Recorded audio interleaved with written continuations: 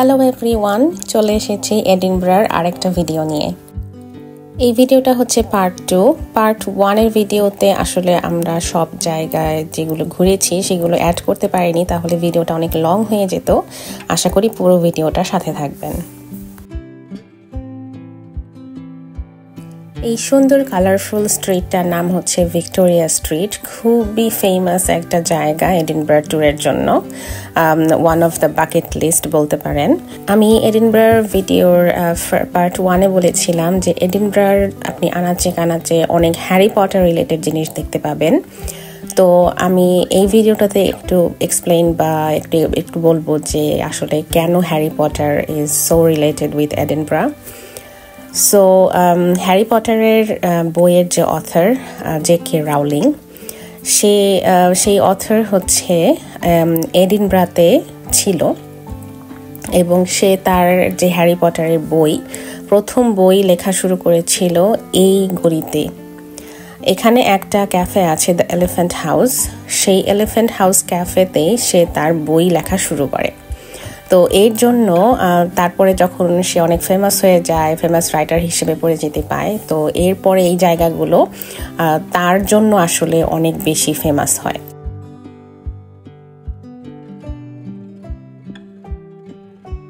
Rowling যে ডায়াগন অ্যালির কথা বলেছে হ্যারি পটারের বইয়ে, সেটাও কিন্তু এই সব দোকানের থেকে ইন্সপিরেশন।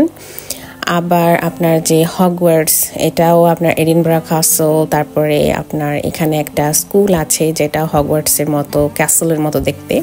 এগুলো কিন্তু জে.কে. রাউলিং এর ইন্সপিরেশন ছিল।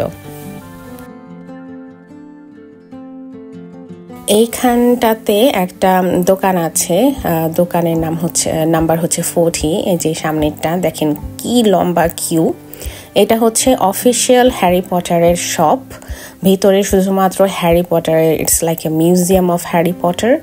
আর সবাই এই দোকানে যাওয়ার জন্য দেখেন লাইন ধরে আছে। আমার যাওয়ার তো ইচ্ছা ছিল, কিন্তু এতক্ষণ ওয়েট করে আসলে যাওয়া পসিবল ছিল না। বাট আপনারা যদি হ্যারি পটারের অনেক বড় ফ্যান হয়ে থাকেন, তাহলে আমি রেকমেন্ড করব অবশ্যই এটার ভিতরে যাবেন আর অবশ্যই কিছু একটা কিনে নিয়ে আসবেন। এডিনবরা আসলে এত পুরনো একটা শহর, আপনি যে গলিতে যাবেন সেখানেই একটা গল্প। যেমন এইখানে একটা কুকুরের স্ট্যাচু বানিয়ে রেখেছে। এই কুকুরটার নাম হচ্ছে ববি। দেখেন পিছনে আবার গ্রেফ্রেয়ার্স ববি নামের একটা পাব বা রেস্টুরেন্ট আছে।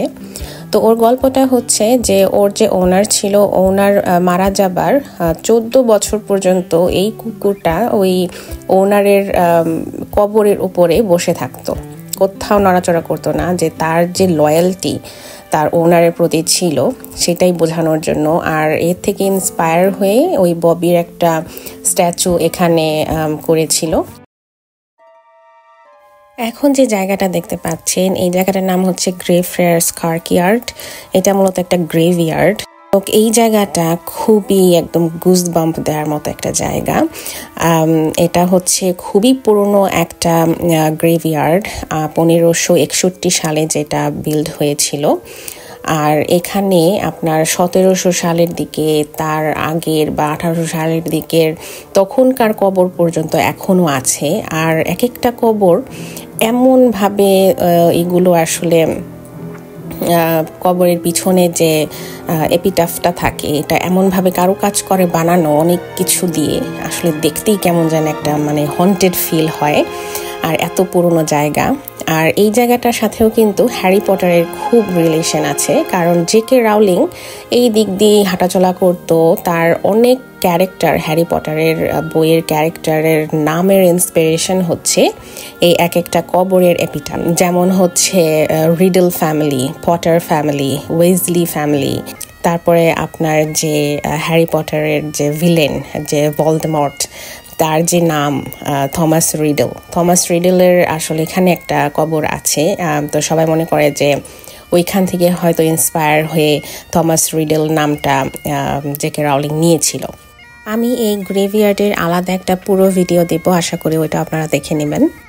আর ওই ভিডিওটাতে আমি আরও ডিটেলস এগুলো নিয়ে বলবো। তো এটা হচ্ছে পার্ট 2। আমি ভেবেছিলাম যে পার্ট 2তে আমি এডিনবরা ট্যুরের সব ভিডিও শেষ করে দিব, বাট শেষ করতে পারলাম না, কারণ ভিডিও প্রায় 11 মিনিটের মতো হয়ে যাচ্ছিল। তো এত লং ভিডিও দেখতে কারোই ভালো লাগে না। তো পার্ট 3 আসবে, আমি লাস্ট পার্টে এডিনবরা শেষ করে দেব। আরও অনেক জায়গায় ঘুরেছি। আশা করছি এই ভিডিওটা আপনাদের ভালো লেগেছে। যদি ভালো লাগে অবশ্যই শেয়ার করবেন, কমেন্ট করবেন। আমার চ্যানেলে নতুন হয়ে থাকলে অবশ্যই সাবস্ক্রাইব করবেন, আর নেক্সট ভিডিওটা অবশ্যই দেখবেন। আর সব প্লেসের নাম তো আমি স্ক্রিনে অবশ্যই দিয়ে দিয়েছি, আবার ডেসক্রিপশন বক্সেও দিয়ে দিব। Thank you for watching.